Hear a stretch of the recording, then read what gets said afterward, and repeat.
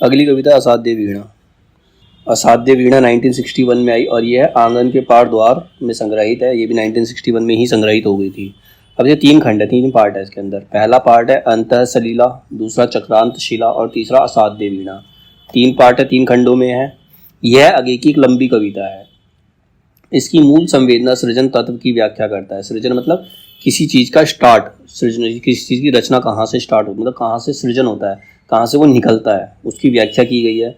सृजन तत्व के संबंध में कविता मूलतः 4 पक्षों पर चिंतन करती है। जब सृजन तत्व लेते हैं तो उसमें 4 पक्ष होते हैं। 4 पक्ष कौन सा होता है? सृजन की अहर्ता, मतलब उसका उद्देश्य क्या है, क्यों उसका सृजन किया गया, सृजन की प्रक्रिया, फिर उसका प्रोसेस क्या है, सृजन तत्व का स्वरूप, उसका स्वरूप क्या है, फिर सृजन का प्रभाव। मतलब 4 पक्ष होते हैं किसी भी चीज के सृजन के। अगर कोई चीज आ रही है, कोई नई चीज आई है तो उसके 4 पक्ष है। पहला, उसका उद्देश्य क्या है, उसके सृजन का उद्देश्य क्या है, उसके सृजन की प्रक्रिया क्या होगी, और तीसरा है उसके सृजन तत्व का स्वरूप कैसा होगा, और फिर सृजन का प्रभाव कैसा होगा। ठीक है, तो ये सारी चीजें हैं इसके अंदर। अब सृजन की जो मूल अहर्ता आत्मनिवेदन का भाव है। मूल मतलब मूल उद्देश्य क्या है? आत्मनिवेदन, खुद से निवेदन करना।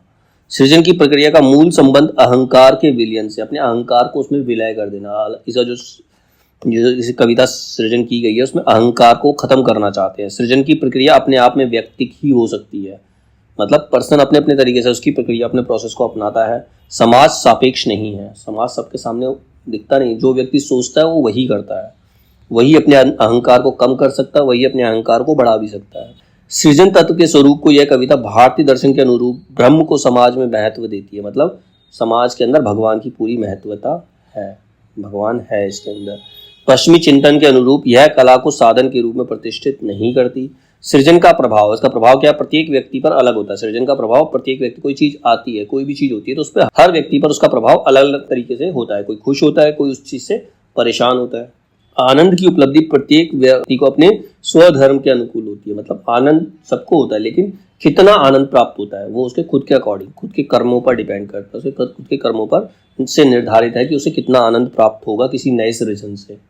ठीक है, अब इसमें कथानक का स्रोत क्या है, मतलब ये कथानक आया कहाँ से, मतलब ये सब्जेक्ट मिला कहाँ से। असाध्य वीणा किसको देखकर लिखी गई? असाध्य वीणा की कथा का जो आधार है वो जापान में प्रचलित एक लोक कथा है। जापान में एक लोक कथा प्रचलित है जो ओकाकुरा की पुस्तक द बुक ऑफ टी में टेमिंग ऑफ हार्प के नाम से संकलित है। मतलब वहां पर एक राइटर है जिसका नाम है ओकाकुरा, उसकी एक बुक है द बुक ऑफ टी।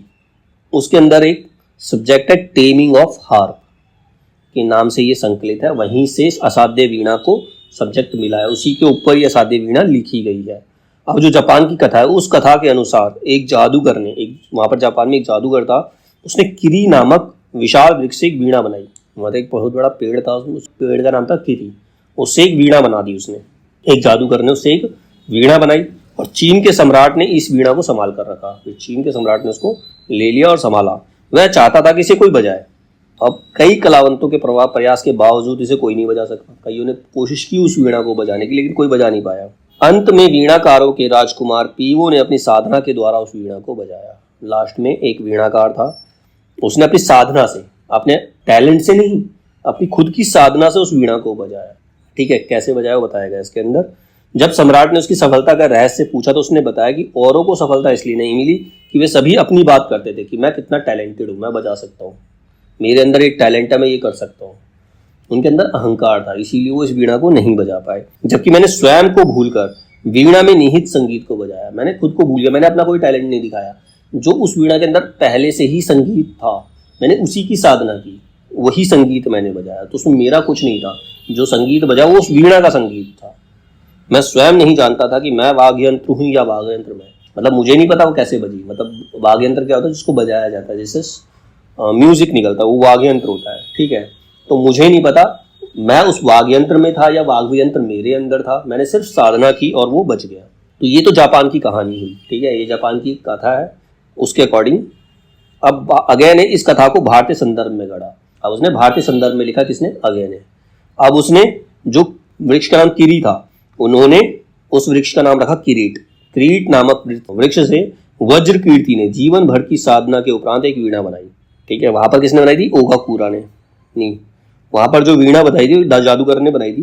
ठीक है, लेकिन यहाँ पर वज्र कीर्ति ने किरीटी नामक वृक्ष से वीणा बनाई और उसके उपरांत उसने उसको उत्तराखंड के गिरी प्रांतर में ये वीणा राजा के दरबार में पहुंचा दी। उत्तराखंड में एक राजा का दरबार था, वहां पर इस वीणा को पहुंचाया, पर कोई भी कलावंत उसे साध नहीं पाया। यहाँ पर भी वही हुआ, कोई भी कलाकार उसे नहीं बजा पाया। और लास्ट में केश कंबली प्रियमवद ने इस वीणा को बजाया। उसने भी क्या किया, उसने भी उस वीणा की साधना की, उसके अंदर जो म्यूजिक था उसको साधा और वही उसने बजाया। तो इस वीणा को बजाया किसने, केश कंबली प्रियमवद ने। क्वेश्चन यही बनते हैं कि असाध्य वीणा में जो वीणा को साधा था किसने साधा था, केश कंबली प्रियमवद ने साधा था। और किस राजा के दरबार में, मतलब किसने बनाई थी वो वीणा बनाई किसने थी, वो वीणा बनाई थी वज्र कीर्ति ने। वीणा बनाई थी वज्र कीर्ति ने। कौन से वृक्ष से बनाई थी, किरीटी नामक वृक्ष से बनाई थी। ठीक है, और ये किससे संबंधित है, तो ये संबंधित है टेमिंग ऑफ हार्प। कथा का नाम है टेमिंग ऑफ हार्प, जो जापान की कथा है। और कहाँ पर है वो कथा, द बुक ऑफ टी के अंदर कथा है और उस बुक को लिखा था ओकाकुरा ने। ठीक है, वहां पर भी एक जादूगर ने वीणा बनाई थी और उस वीणा को बजाया किसने था, उस वीणा को बजाया था पीवो ने। जापान की कथा के अनुसार उस जो जादूगर ने वीणा बनाई थी उसको बजाया था पीवो ने। ठीक है, वो राजकुमार था, एक वीणाकारों का राजकुमार था पीवो, उसने बजाया था। और अगर हम असाध्य वीणा के अंदर देखें तो इसे बजाया था केश कंबली प्रियमवद ने। तो यही चीजें याद करने वाली, इसी में से बीच में से क्वेश्चन आता है। ठीक है, अब इसमें स्मरणीय तथ्य क्या है बता रखा है। इसके अंदर 321 पंक्तियों की कविता है। इस कविता के अंदर 321 लाइन्स हैं, 321 पंक्तियां हैं।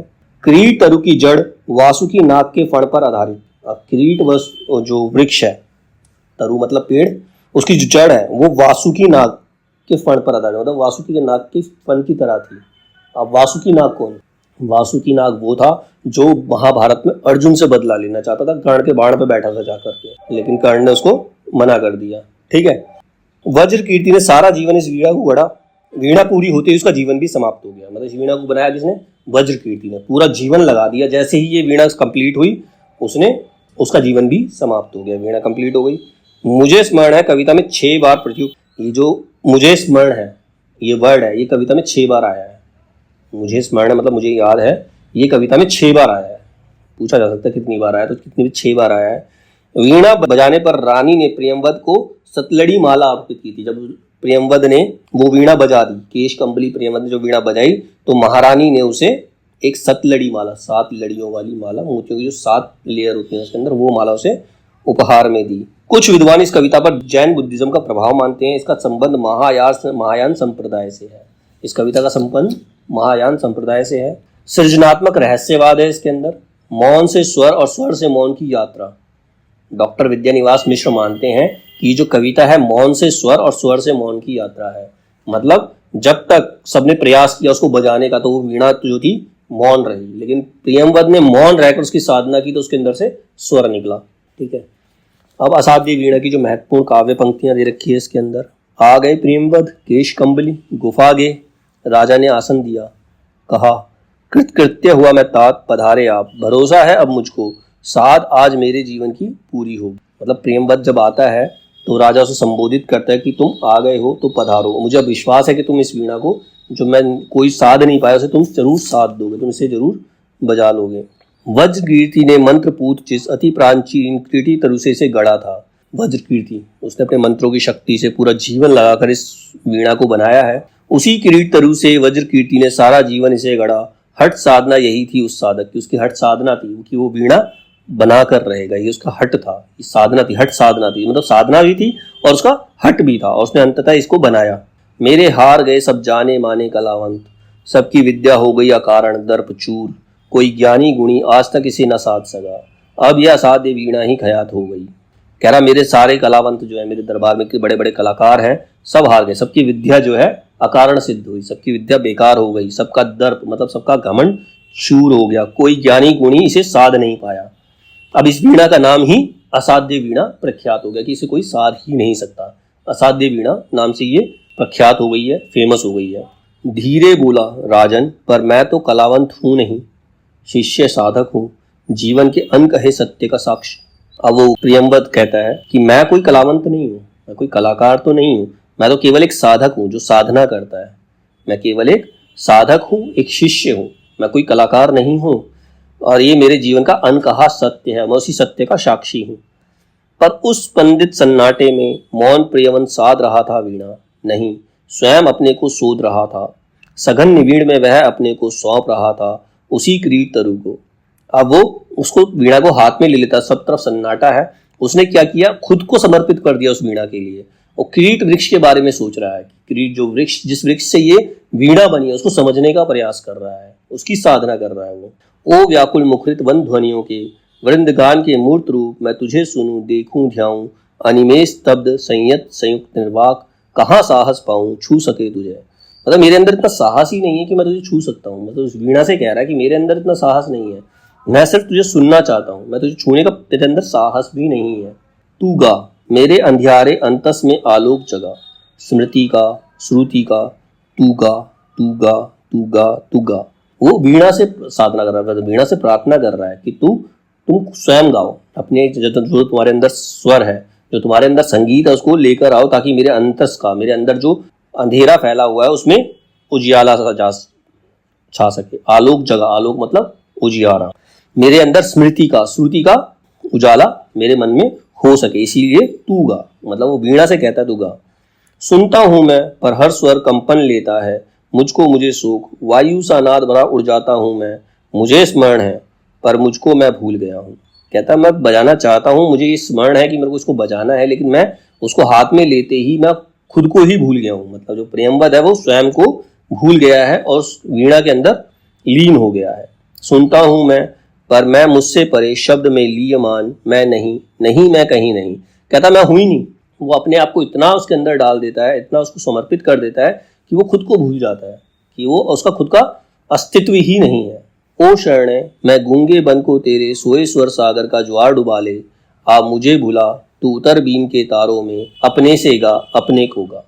कहता मैं तो गूंगा हो गया हूँ, मतलब मेरे अंदर कोई स्वर नहीं है, मुझे अपने स्वर सागर में डुबो लो, तू मुझे भुला दे, अपने तारों में उतर और तू अपने को गा, अपने से गा, तुम अपने आप गा और अपने को गा, मतलब तुम्हारे अंदर जो संगीत है उसको गा। अवतरित हुआ संगीत स्वयंभू जिसमें सोता है अखंड, ब्रह्म का मौन अशेष प्रभामय, डूब गए सब एक साथ जय देवी यश शिकाय, यथा सबकी अलग अलग जागी संगीत हुई पा गई विलग।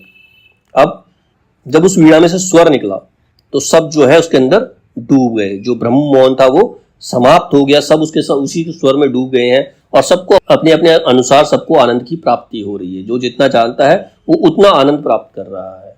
ठीक है, यथा सबकी अलग अलग जागी, मतलब सबके अंदर अलग अलग ज्ञान जागा, संगीत हुई पर पा गई विलग। श्रेय नहीं कुछ मेरा मैं तो डूब गया था स्वयं शून्य में, वीणा के माध्यम से अपने को मैंने सब कुछ को सौंप दिया था। सुना आपने जो वह मेरा नहीं ना वीणा का था, वह तो सब कुछ की तथता थी महाशून्य, वह महामौन अविभाज्य अनाथ अद्रवित अप्रमेय, जो शब्दहीन सब में गाता है। उठ गई सभा सब अपने अपने काम लगे, युग पलट गया। वो कहता है मेरा इसमें कोई श्रेय नहीं, मैं उस वीणा को बजा पाया इसमें मेरा कोई श्रेय नहीं, मैं तो खुद ही शून्य में डूब गया था, मैं खुद अपने आप को भूल चुका था।